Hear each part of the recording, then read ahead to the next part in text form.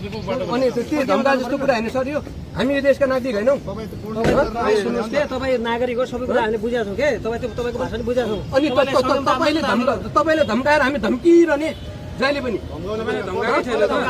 किन धम्काउनु भएन? त्यो यो लगेर छ भने अर्कोले हामी यो देशका नागरिक होइनौँ र हामीले केही गर्न पाउँदैनौँ भन्नुहुन्छ भने भन्नुहोस्। होइन भनेपछि त तपाईँ हामी यो जेन्युन समस्या होइन। 1-1 करोडको लगानी छ यार। कसले सुन्दिने हाम्रो? कसले सुन्दिने? सुन्दैछ राज्य, मरिसकेको छ राज्य।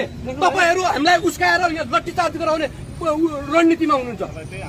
तपाईँ त्यो प्लानिङ गर्दै हुनुहुन्छ। गाडीमा बसेर गाडीमा बसेर खाली किन गर्ने?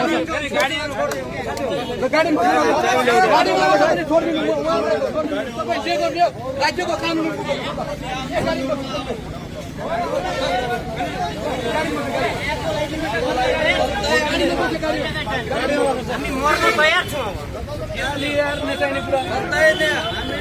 गाडीका जम्मै चाबी पुलिसलाई दिए। सबै गाडी अर्को गाडी सबै गाडी पुलिसलाई चाबी जम्मै निकालेर यो जम्मै पुलिसको कारणले हो। यो ट्राफिक कोर्डिनेसनको नगरी रोकेका छौँ, हामीले जाम गरेका छौँ, नजिक हामीले गाडी रोकेर हामीले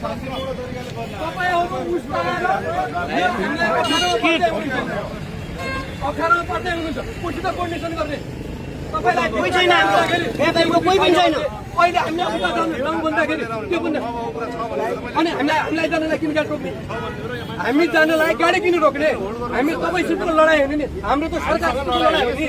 हाम्रो माग अभिभावक राज्यले सुन्ने किन सुन्ने?